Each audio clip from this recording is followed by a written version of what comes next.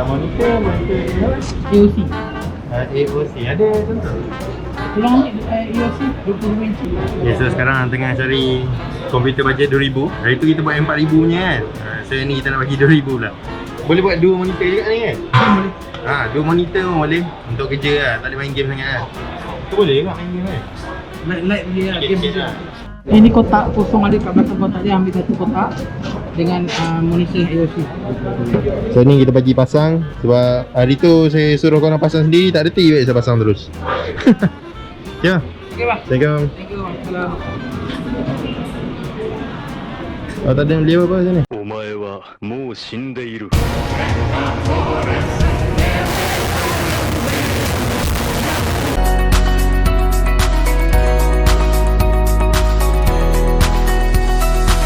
Assalamualaikum dan selamat datang ke YouTube channel saya. Jadi kembali lagi kita di segmen siri belajar Forex yang disponsor oleh broker Hot Forex. Jadi kalau korang nak support kita punya sponsor, korang boleh register account melalui affiliate link di bawah. Dan untuk confirmkan korang tim Hanzo ataupun tidak, boleh WhatsApp admin saya melalui WhatsApp link di bawah. Jadi saya ada berita baik sikit untuk tim Hanzo dekat Hot Forex. Nanti dalam masa yang terdekat ni saya akan buat satu webinar yang disponsor oleh Hot Forex juga. Dan dia bukan setakat sponsor webinar tu sahaja, tapi dia ada juga sponsor hadiah untuk lucky draw. Dan kita punya sponsor dah bagi peruntukan dalam RM2,000 untuk saya cari hadiah. Jadi saya fikir-fikir nak beli apa kan, RM2,000 kan. So saya teringat lah, saya pernah baca komen ada orang susah nak lukis cat apa semua sebab dia guna telefon, tak ada laptop, tak ada apa. Jadi saya ada buat poll dekat Instagram stories untuk tanya korang nak laptop ataupun desktop. Desktop macam komputer saya ni lah. Maksudnya dia duduk dekat atas meja macam ni. Dan kebanyakan orang lebih berminat pada desktop. Jadi saya pun buatlah pembelian desktop. Dan desktop tu dia punya spek agak power jugalah, bukan untuk kerja sangat. Boleh lah nak main game sikit-sikit sebab prosesor dia pun dah guna i5 9 generation. Lepas tu RAM tak tinggi sangat, 4GB. Saya tak tahu 4GB tu besar ke tak, sebab saya punya ni saya rasa berapa kan, 16GB. I lied. Yang tu 4GB. Saya rasa untuk kerja, untuk trading okey lah. Untuk main game light-light boleh. Lepas tu dia punya storage pula untuk SSD 125GB rasa. Yang tu untuk operate dia punya operating system. Lepas tu untuk storage pula saya tambah 1TB untuk hard disk. Lepas tu termasuk sekali dengan monitor AOC 22 inci. Satu monitor je lah, tapi komputer tu boleh masuk dua monitor sebab dia ada integrated grafik pada dia punya processor. So bagi orang yang bukan IT punya orang, mungkin lah dia rasa macam pelik, benda apa lah Hanzo sembang ni kan. Dalam bahasa mudah dia, komputer tu memang power lah untuk trading. Jadi untuk korang join webinar tu mudah je. Korang kena register account melalui affiliate link di bawah. Account dekat Hot Forex tau. Ni adalah event yang disponsor oleh Hot Forex. Okay. Jadi korang register account melalui affiliate link di bawah, automatic korang ada tim Hanzo. Tapi kadang-kadang link tu dia tak capture sangat. So korang kena WhatsApp admin saya untuk confirmkan korang tim Hanzo ataupun tidak. Dan jangan lupa cakap ke admin saya korang nak join webinar Hanzo. Kena letak deposit ke untuk join webinar ni? Tak perlu deposit. Nice. Tapi seat sangat-sangat limited. Sebab webinar tu kalau ramai sangat orang join, nanti dia akan jadi slow. Dan dalam webinar tu nanti pula saya akan ambil soalan korang lah. Korang tanya soalan, saya akan jawab. So kalau terlalu ramai, agak susah lah kita nak handle webinar tu. Jadi saya harap walaupun tak ada kena deposit ke apa ke, saya harap siapa yang register nama tu dapat hadir dan dapat bagi komitmen. Jangan nanti sponsor kita suruh letak deposit pula. Sebab sebelum ni kita bagi free, orang tak datang ataupun orang tak join pun webinar tu, ataupun isi nama semata-mata nak lucky draw punya hadiah. So kita tak nak macam tu lah. So korang join webinar tu, dapat ilmu. Dan kalau korang bertuah, korang boleh dapat desktop bernilai RM2,000. Wow. Tapi semua yang datang webinar tu pastinya bertuah lah, sebab dapat belajar kan.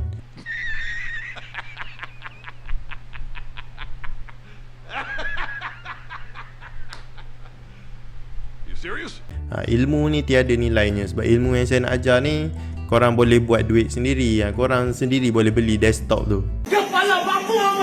Cuma lucky draw kan. So siapa bertuah dia dapat lah desktop tu. Jadi saya tak nak cakap banyak dah. Kalau korang berminat nak join webinar tu, korang boleh WhatsApp admin saya.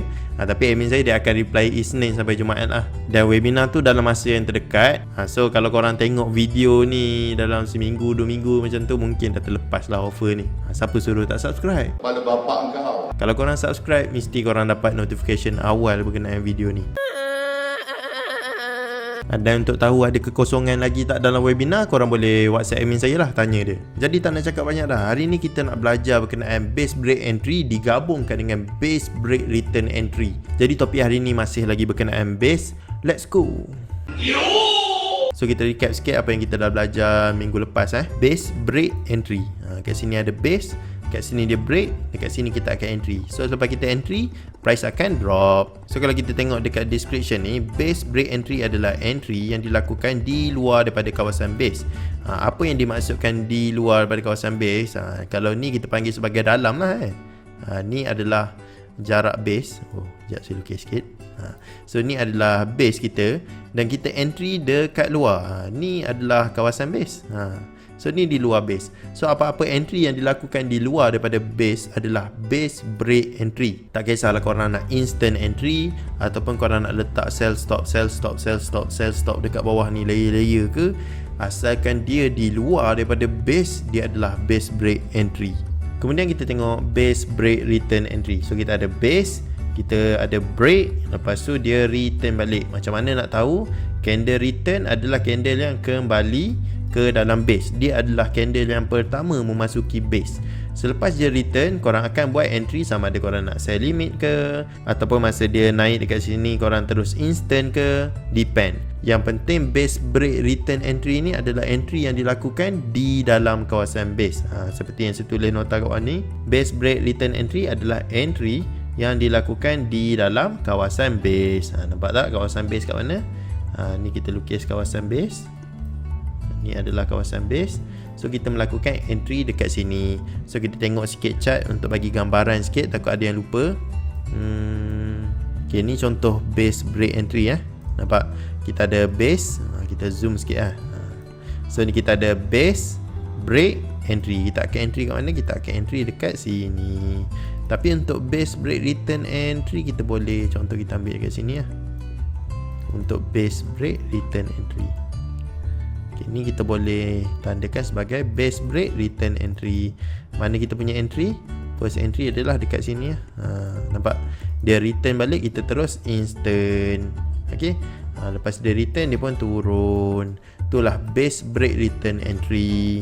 Dalam siri kali ini saya akan terangkan bagaimana kita boleh gabungkan kedua-dua jenis base entry ini untuk meningkatkan lagi prestasi trading kita dengan basic price action. Jadi banyak yang tanya nak belajar berkenaan price action apa semua. Tahu tak korang, apa yang saya nak ajar hari ni adalah paling asas ataupun basic ataupun paling core dekat dalam price action. Kalau korang tak boleh faham apa yang saya ajar hari ni, memang agak susah lah untuk korang belajar price action yang lebih advance. Okay, kat sini kita tengok base break. Okay, so lepas break, kalau kita guna base break entry, kita terus instant dekat sini lah. Tapi kadang-kadang kita tak tahu sama ada price betul-betul nak turun ataupun akan naik balik. Mungkin dia boleh naik balik, Dia tinggi lagi daripada bukit. ataupun dia turun sekejap dia naik balik. Ketinggian dia. Tapi korang dah entry instant dekat situ. So tiba-tiba lepas dia candle kedua keluar, dia terus naik. Selalunya saya akan tunggu price masuk di dalam zone terlebih dahulu sebelum buat apa-apa keputusan untuk entry ataupun tidak. So jenis time macam saya akan tunggu price masuk ke dalam base dulu, barulah saya tengok sama ada saya nak masuk ataupun tidak. Jadi selalunya apa yang saya tunggu bila price dah masuk ke dalam base? So kalau korang perasan kat sini, saya ada tulis CS berpotensi untuk menjadi base. So ni adalah candle yang saya tunggu untuk dia jadi base. So macam mana nak jadi base kat sini? Bila dia masuk kat sini, saya expect price untuk break low price dekat sini dan menjadikan base. Ni yang saya tunggu. Kemudian price masuk lagi. So maksudnya CS yang berpotensi tadi dah gagal untuk jadi base. Sebab apa? Dah ada candle baru yang keluar yang bullish lah. Dia bukan keluar bearish ke apa. So ni akan jadi kita punya CS berpotensi yang baru. Di sini kita akan menunggu base break entry apabila price return to base. No base, no entry. Okay, so apa yang saya maksudkan dengan nota kat sini, Bila price masuk je dekat dalam base, kita akan tunggu base tu dia jadi base break entry punya setup. Dia return, ni adalah candle return, ni pun candle return, ni pun candle return, ni pun candle return.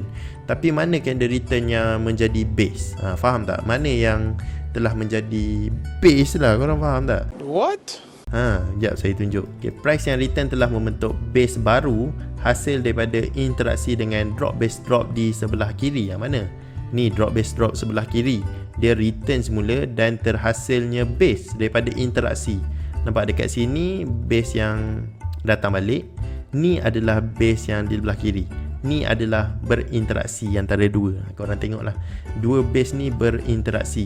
Dekat sini dia adalah return ke dalam base sebelah kiri. Base sebelah kiri ni pula adalah tempat yang dinanti-nantikan.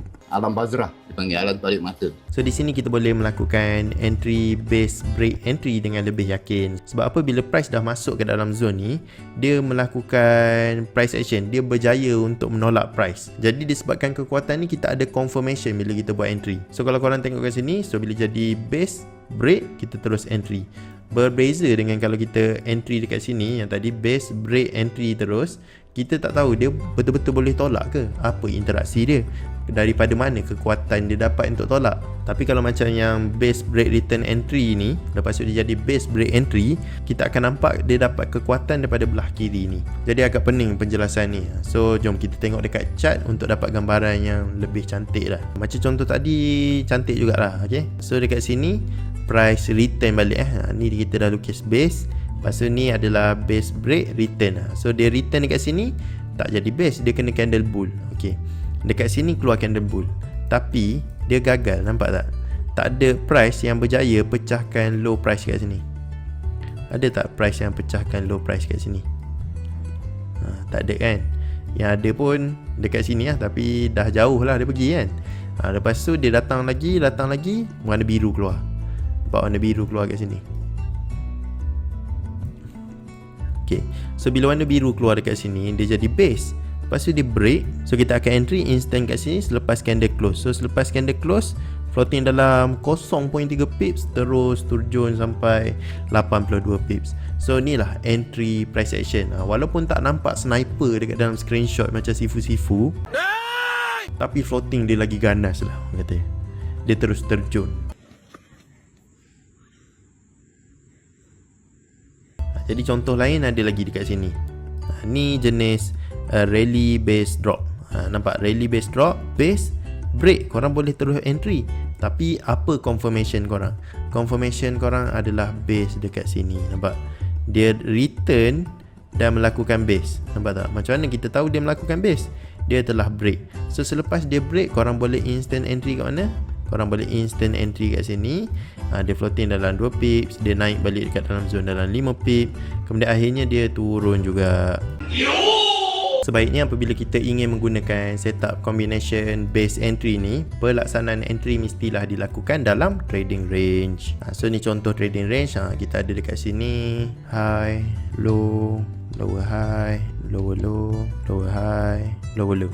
Okay. So daripada lower high ke lower low ni adalah kita punya dua extreme ataupun kita punya trading range. Dan kita ada base yang kat sini. Kita lukis kita punya base. So ni kita punya base dekat belah kiri. Lepas tu dia datang balik dekat kita punya range ni sebelum dia break. So maksudnya kita masih ada peluang untuk entry lah, sebab dia belum lagi create new trading range. So tolong tengok balik video saya berkenaan trading range, trading edge untuk korang faham apa yang saya tengah cakap ni. Jadi saya harap korang jangan skip video siri belajar ni, sebab semuanya saya dah susun daripada basic sampai advance, tak payah bayar sesen pun. Sombong amat. Lepas tu price masuk dekat dalam base ni dan dia melakukan lagi satu base. So selepas dia jadi base break, korang terus entry. So bila korang entry, dia pun turun. Tebus. Dia duduk bawah bukit. Lepas dia macam tu, macam tu, macam tu. Macam mana saya nak sambung balik ni? Okay. So dekat sini kita tanda lah structure dia. Jangan lupa structure kita. Okay, sini lower low, lower high, lower low, lower high. So kat sini dia break dia break melakukan structure breaker. So kat sini dia jadi high high. Kat tepi yang bawah sekali tu lower low lupa nak tanda. Ni low, high. Ni jadi high. So bila kita dah terwujudnya trend uptrend, maksudnya kita nak buy lah kan. So kat sini kita tanda lagi. So kat sini kita ada base dekat belah kiri. Lepas tu ada price masuk pula dekat dalam zone dan menjadi lagi base. Maksudnya kita ada setup base break entry hasil daripada interaksi dengan base break return entry dekat belah kiri ni. So korang terus buy. Lepas tu price pun canak. Bukan bisa-bisa. Ketinggian dia. Jadi jom kita tengok dekat chart macam mana kita nak gabungkan ilmu berkenaan trading range dengan ilmu interaksi antara base break return entry dengan base break entry untuk mendapat confirmation yang lebih bermutu dalam trading kita. Wow! Dekat sini kita ada satu contoh structure yang cantik So kita tanda start di sini. Low, high, low, high, low, high, low, high. So dekat sini mana yang pecahkan kat sini? Kita tengok sini yang memecahkan dia. Okay, so kat sini adalah kita punya lower low. Jadi antara high ni dengan lower low ni, kita nak cari kita punya trading edge dekat dalam ni dalam bentuk base break return entry. So first kita tandakan dua extreme kita, satu dekat atas ni, satu dekat bawah ni. Betul ke bawah ni? Betul lah. Lepas tu kita ambil kita punya Fibonacci. Tak penting pun Fibonacci sebenarnya, saja je nak recap balik apa yang kita dah belajar sebelum ni. So kita ada mid range, upper quartile range dengan lower quartile. So dekat lower quartile ni, antara low ni dengan high ni ada tak base? Tak ada. Kita tak nak guna swap zone lagi, kita nak guna base saja. So dekat mid range ni ada tak base dekat sini? Sini ada, sini ada. So dekat sini kita boleh guna mana? Kita boleh guna dekat sini. Tapi sebenarnya doji ni pun boleh guna. Doji ni boleh guna sebagai base. Tapi kalau korang tengok kat sini, price tak berinteraksi. Masa ni lah korang kena versatile kan korang punya entry. Kadang-kadang price tu tak nak sampai dekat base tu sebab korang salah tanda base. Kebanyakan orang akan tanda base kat sini lah. Sebenarnya price mengambil base dekat sini dekat sini adalah base dia. Sebab apa? Base dekat sini dia mampu untuk menarik price dan reject price. Tu adalah keyword dia. Dia mesti berjaya menolak sesuatu. Kalau korang tengok pada history dia, dia menolak dekat sini, dia tolak dekat sini, dia tolak dekat sini. Walaupun dia tembus sampai ke atas ni, tapi dia berjaya tolak balik price tu. So ni adalah base yang tersembunyi di sebalik doji ni. Okay. So kalau korang kita zoom in sikit, tengok dia pecah dengan berapa candle? 1, 2, 3 ataupun 1, 2 kot. So kita tanda base kita. So base kat sini korang tengok, bila price return balik dekat sini, kat sini dah terlepas lah. Sebab kita akan tanda daripada dua ekstrim ni sebagai kita punya zone je. Maksudnya dekat sini dah tak kira lah. Yang ni dah terlepas dah. Jadi kat sini korang boleh nampak ada base price datang return balik. So ni menjadi CS yang berpotensi. CS lain tak boleh jadi berpotensi sebab apa? Dia belum lagi return. Kita nak candle yang return untuk jadi candle yang berpotensi. Okay, so bila price return balik, lepas tu apa yang kita expect? Price kena break dekat sini. Break kat mana? Break dekat low candle ni. Dia break dekat low candle yang berpotensi ni, dia terwujudlah base. So bila terjadinya base, korang boleh dah base break entry. So korang akan entry dekat sini. Kat sini kalau dalam nota dia bagi tahu drop base drop ke apa ke, tak kisah pun. Janji dia base. So korang akan entry dekat sini. Korang punya SL korang akan berpandukan korang punya base break entry ni.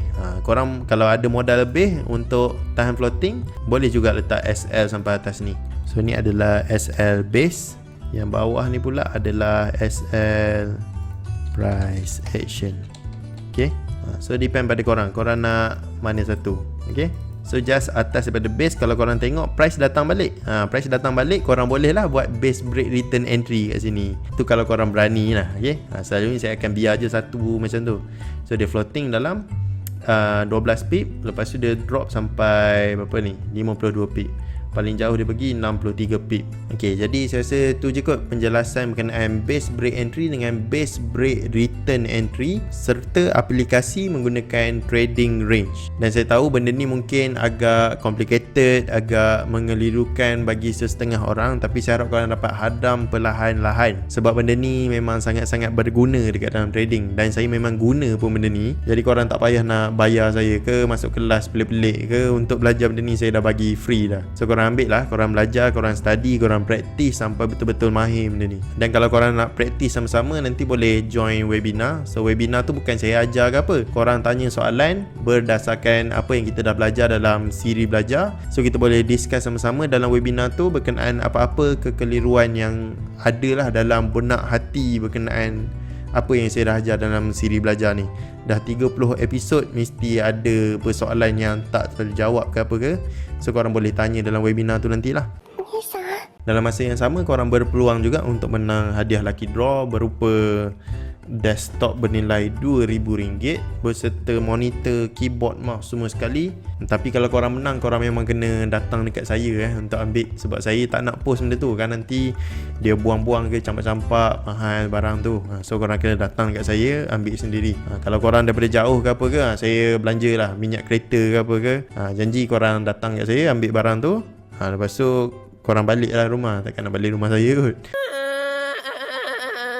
Jadi macam biasa, kalau korang nak support kita punya sponsor, korang boleh register akaun melalui affiliate link di bawah dan boleh WhatsApp admin saya untuk confirmkan korang tim Hanzo ataupun tidak. Kalau korang suka video ni, boleh tekan button like. Kalau korang nak tanya apa-apa, boleh komen kat bawah. Contoh korang tak nak masuk webinar tu, tak nak register dengan tim Hanzo, korang komen je kat bawah. Nanti dalam siri baca komen, saya akan bincangkan berkenaan komen-komen korang dan saya akan ajar juga.